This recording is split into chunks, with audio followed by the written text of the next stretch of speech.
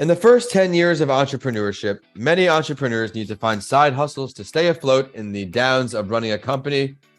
One of my stops along the way was in Channelside, Tampa at the District Tavern restaurant, and one of my closest friends, Phil, mentioned an opening with his friend Allie, and I'm very glad we met. She's been an honor to work for, and she does so much good for her employees and the restaurant.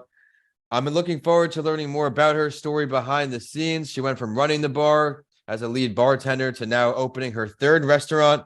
So as you know, there will be a ton of learning lessons, especially those of you who want to open and manage a successful restaurant. But some other areas we're going to dive into today that will help all entrepreneurs, no matter the industry, are how to scale, how to manage employees, how to deal with turnover, prepare for seasonal swings, and so much more. And be sure to stick around to the halfway point for this week's spotlight story, because opening a restaurant and running it is not easy. So we're going to dive into an article from Forbes titled Business Lessons Any Entrepreneur Can Learn from a Failed Restaurant, and then get Allie's take on it. Allie, welcome to That Entrepreneur Show. Hello, how are you? Thanks for having me. Of course. Thank you for joining us. I'm looking forward to getting this show rolling. Allie, what led you to entrepreneurship? I mentioned a little preview there. You went from behind the bar to over the bar. Let's talk more about that journey. Yeah, I'd love to. I started working at a young age. I always wanted to make money. So, when you're a kid and you're growing up and you want things, and my parents have an amazing work ethic. They're very hard blue collar workers from the Northeast. So it was always in our, the way we were taught as kids. If you want something, you work hard to go get it. So I had 3 jobs at the same time back when I was a teenager. Started working when I was 13 at a restaurant, and worked my way through college. And I, was bartending and learning the restaurant industry. I continued in the industry, which is always very flexible for when you're in college. And when I graduated college, I thought, okay, I have this piece of paper. I got my degree in political science of all fields, and I joined corporate America, and I worked in HR, and I learned a lot of really cool skills that would obviously later help me with my business. But at the time I was working really hard, and I was working these long hours, and you're a new kid, graduated from college, and the work I was putting in, I wasn't fulfilled. I wasn't satisfied. I was working for the man, quote unquote. And I met our boss. He came to our office, and all I remember is him talking about his boat in Naples, and he was going on this trip and this and that. And I thought to myself, I was 23, I'll never forget it. And I thought, why am I working my ass off for this guy to have a big boat and go on all these trips? If I'm going to work that hard, I'm going to work for myself. So I made that decision when I was 23. I was going to open my own business. I didn't know what it was at the time, but I decided I would do whatever it took to do that. So that was how my first thought about being an entrepreneur, because I don't think that's something maybe a little bit more relevant today with social media. But back growing up, it wasn't really a career path that anybody would have followed at in college or anything like that. This segment is sponsored by Bedrock Business Builders, a small business startup specialist. Start, build, manage. You saw firsthand kind of the lifestyle you wanted to create. You made that leap. You took the leap of faith. And now, like I said, we're fast forwarding to the third restaurant. But before we start talking about number 3, let's talk about 1 and 2. Yeah, you got it. So number 1, the first restaurant we started was back in 2015. We started getting ideas for restaurants back in probably 2013 when we started brainstorming. And it's a pretty cool story, actually, that I'd love to share with you guys. So after I decided I wanted to work for myself, I moved to Tampa, and I was bartending. I found a great place that felt very homey, and I made a lot of friends, and I worked in this cool spot that people could come in and hang out. And I always used bartending or serving or, managing a restaurant as an opportunity to network and meet a lot of people, because everyone there is happy. Right. Everyone works in different fields when they come into bars and restaurants. So you get to meet a lot of really cool people from all different walks of life. It's not like you're only meeting people in banking, for example. Mm-hmm. So I had a group of regulars that would come in and see me. I work, during the week, happy hour. And there was this one person who I became pretty good friends with, who was watching me work and was impressed with my work ethic. She saw me work very hard. She saw me be able to handle things and stay calm. And she says to me, hey, Al, what do you want to do? What do you want to be? And I was, in my mid 20s. And I said, Bev, I want to open my own business. And at the time, I didn't know it was a restaurant is what I wanted to do. So some time goes by. She goes, well, what kind of business? What do you want to do? Why don't you think about it? So make a long story short, she was in senior living. So she was dealing with a lot of old people, people in their 80s and 90s. Right. And she was running this big community with hundreds of residents. And she wanted to do something to diversify what she was doing. And she had opened up a couple other businesses in the past and had found success.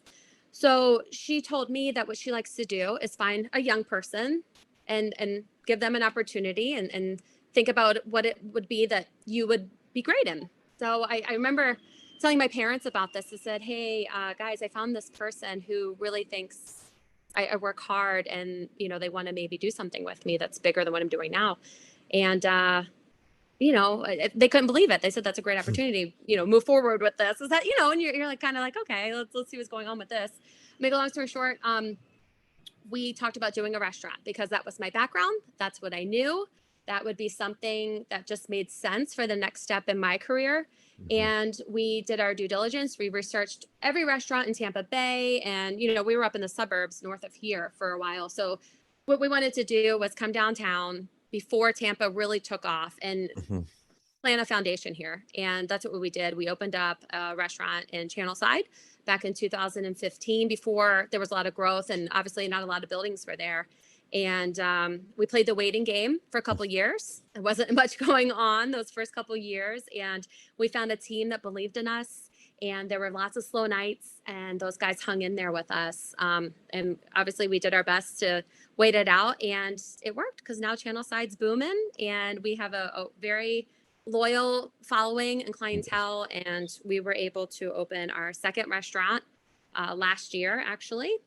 And that's located in South Tampa. And it's a little bit of more of a chef-driven concept where our first restaurant is a little bit more of a casual eatery, late night, sports bar, a little rowdy, a little fun, a little this, a little that. And now we're getting ready to focus in on our third location, which, when I have more information, I'll be able to dive in a little bit more. But we're going to keep going. I think we found a good recipe for success here in Tampa to find really good people to expand with and grow with and have the passion for it. Well, I'm excited to stay tuned for number 3. We'll have to bring you back on the show once you're ready to make some more announcements with it. But as far as entrepreneurship, when you did make that big leap, what are some of the more challenging parts you find of being on your own to help out everyone tuning in today? One of the hardest things that I can help with would be the time management. I mean, there's a big difference from when you work for somebody else or a company and you clock out and you're done for the day versus when you go into ownership, it is a 24/7 job and it's always on your mind. You always have to be available. And those first couple of years, I think you have to really prioritize that and make sure you know what you're getting into because I don't think it's for everybody. I don't think a lot of people would actually like that. And I think you have to know that because you are going to have to make some major sacrifices that not a lot of people would want to do. Oh, your friends are going out. It's Friday night. Well, I can't. I got to work. Oh, hey, we're all going to take this vacation. Let's go. Well, I haven't had a vacation in years and I'm okay with that because I knew what I was getting into. And I think that that's something that you got to kind of keep it real when you're getting into business. They have the fake entrepreneurship perception with the Elon Musk and the Bezos that are literally 1 in a billion, where at least I could speak for myself and you, where it's really around the clock. There's always something to do. It's not like we can just finish our task and then just be done for the weekend, come back on Monday. Unfortunately, that's one of the down parts of entrepreneurship where, like she said, you're always turned on. You always have to work, but if it's for you because the rewards certainly outweigh all of the heartache, all of the headaches. It's just, there is no recipe for entrepreneurship. It's just trial and error, tweaking it, moving forward. She has found her recipe for success, and I can't wait to see what else is coming next. But before we hop into this week's Spotlight story, it is Gasparilla time. So we're going to dive into one part of Gasparilla discussion. What is one of your favorite parts of the holiday weekend? Oh, Gasparilla, man, it is the best holiday. And it's funny, I'm not from Tampa Bay. I didn't grow up here. So I really didn't understand Gasparilla when I first moved here, and people would talk about Gasparilla, blah, blah, blah. Oh, how cool could it be? Oh, big deal. It's a parade. Who cares, right? No, Gasparilla is part of the culture here. It is an honor truly to be part of Tampa Bay, to be able to participate in like the super cool time of year where not only is it the Gasparilla parade, but then you have the night parade, the children's parade, you have the art festival, music fest. I mean, there's so many different avenues that Gasparilla brings to our community, and it's just so fun to see everybody get excited about it. I mean, it's by far the best. I like that, how you said that, because it really does unite the community. It brings everybody together. People travel from all over to come to this. And it is, I think, the third or second biggest, longest lasting parade. It's pretty cool. I don't know if I'll get the chance to make it out there this year. It is Podfest weekends. So all podcasters out there, maybe I will run into you this weekend. It is going to be a lot of fun. But for everyone in Tampa, stay safe and have fun. Before we find out what her favorite Gasparilla memory is, which tool she recommends for success, and which entrepreneur she'll sit down with, we're going to break and hop into this week's Spotlight story. I think we're going to get a lot of good feedback from today's guest, as she is now on her third restaurant coming ahead. Let's dive into this article again, titled Business Lessons Any Entrepreneur Can Learn from a Failed Restaurant. Here's how it starts. Many people dream of opening a restaurant, and the idea of being a successful restaurateur has become more popular and glamorized with the rise of celebrity chefs and TV cooking shows. However, the reality of running a restaurant is often unglamorous, expensive, and stressful. Many restaurants struggle to make a profit, many fail, and many restaurant owners find that the dream of running a cozy, friendly little food service can quickly become a nightmare. This is where the author of this article came across an article from Toronto Life by someone named Robert Maxwell, a former restaurateur, who says that fulfilling his dream of becoming a restaurant owner almost ruined his life. It cost him his savings, house, and almost ended his marriage. The article is described as gripping, well-written, honest, and authentically human, where there are many lessons we can take away as owners. One being, test before you launch. Maxwell was an enthusiastic home cook who loved new recipes, watching shows, and reading about food. He thought his kitchen skills and his love of food would translate right into success of a restaurant. And even though he operated at a booth at a Toronto food festival to practice cooking and serving, he served 400 people in one day and thrived on an adrenaline rush. This is a good idea for a new restaurant owner to run a test because it is a proof of concept.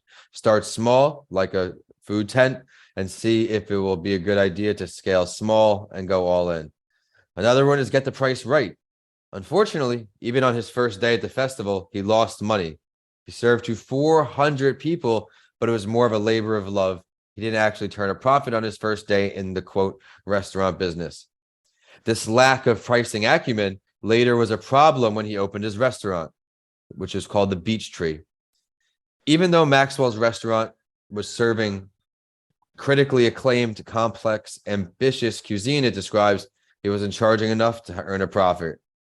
I'm going to dive into one more before bringing on our guest of honor. And being an entrepreneur and management are different skill sets, and we're going to learn from our guest how she combines these.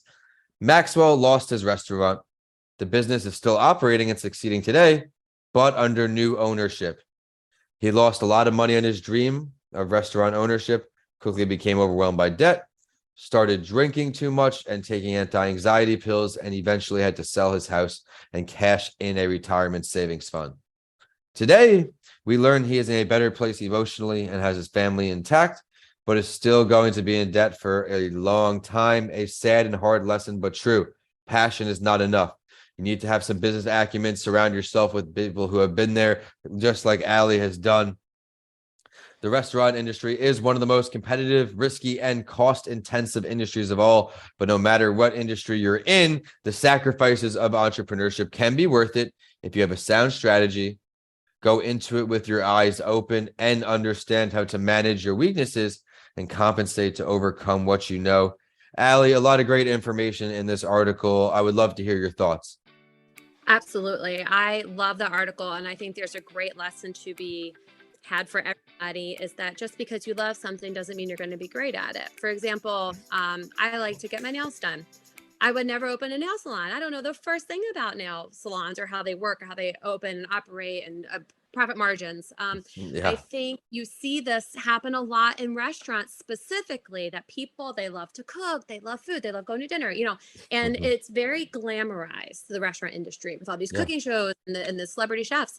But the nitty gritty behind the scenes, that the everyday ins and outs of making a restaurant work that's not what you see on TV, and that's not what you think when you're cooking a delicious meatloaf at home. So my advice Yeah. for anybody following after reading the article is, if you want to pursue an industry or something you're very passionate about, you have to, like you said earlier, Vin, you have to partner with somebody that knows business. If you don't know business, then you can't open a business. I don't care if you are the best cook in your town, but unless you have the business sense or partner with somebody, I think you have a really, really hard time, just like Maxwell did in his article. One of the things that I did, obviously, I knew the restaurant industry, but I wasn't a businesswoman. And I partnered with somebody who was a businesswoman. And under her mentorship, Yep. I have become a businesswoman so that I can also, move forward, help people or partner as well. But I think there's a big lesson to be learned for that. Yes, and you just gave another lesson right there. You complement your weaknesses with someone else's strengths. You found someone who was into business, Bev, and now look how far you all have come. I am very much looking forward to number 3. But before we get into restaurant number 3 again, let's dive back into Allie's story. We talked about favorite things about Gasparilla.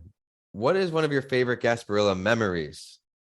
Obviously, there was a big difference before I opened a restaurant downtown, where you go to the parade, you enjoy, have a good time, to actually hosting Gasparilla. And I have to say, my favorite Gasparilla memory was last year. It was post-COVID, and we were able to reopen, and there was no restrictions or occupancy restrictions, which we dealt with for years. Mm, And to be able to open the doors and have hundreds of people come and just let their hair down and enjoy and drink mimosas and eat our brunch that we do every year. I mean, love it it. was a sold out brunch, and it was fun. It was just, everyone was enjoying themselves. And there was just this amazing camaraderie in the air of people out and about, enjoying their life, no cares. Everybody was just there loving their life. And to be a part of that was really magical. And I mean, it's so silly talking about that. It just gave me goosebumps, but it was honestly such a cool moment as a business owner to just look around and just see everybody enjoying your restaurant I love during it. the busiest day of the year.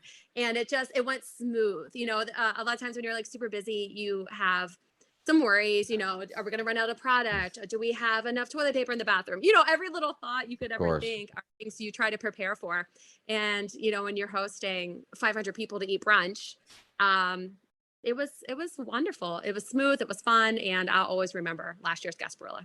I love it. Well, I wish you success on each Gasparilla from here on out. And I really can understand how your definition of favorite can shift when you have your own company now, your own baby, and you watch it blossom to have so many people come in. Thank you for sharing that, everyone listening on. I'd love to hear your favorite Gasparilla memories. Be sure to reach out to the show and we'll feature them on one of the episodes. But before we let Allie go, which entrepreneur would you choose to sit down with throughout history, dead or alive, to learn from, have a conversation with?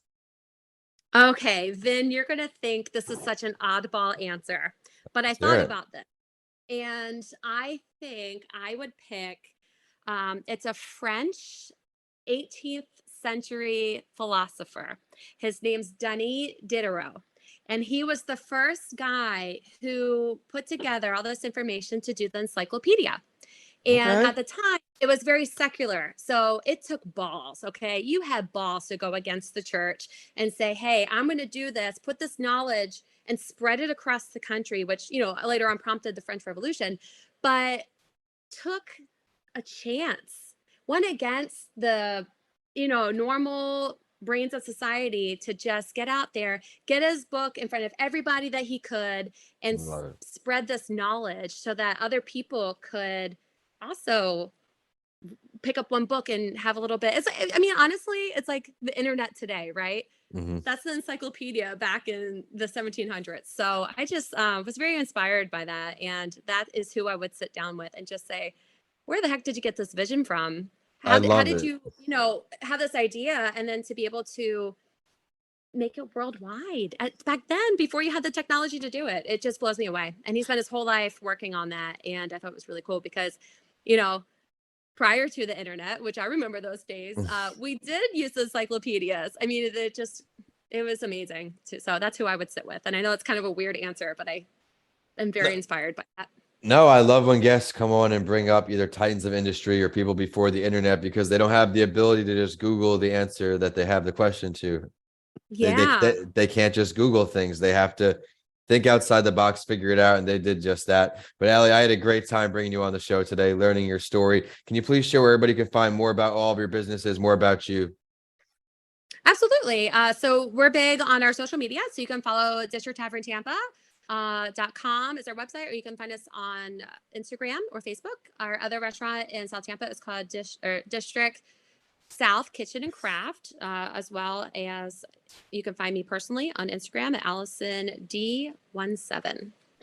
Everyone, be sure to go check out those websites, check out the menu, and when you come into the Tampa area, be sure to stop in and say hello to Allie. And I am at Vincent A. Lancy on all social media and YouTube. And the show is at That Entrepreneur Show and hashtag That Entrepreneur Show. I wish everyone a happy Gasparilla weekend. And Allie, thank you so much for coming on the show. Thanks for having me. This was fun. Thank you so much.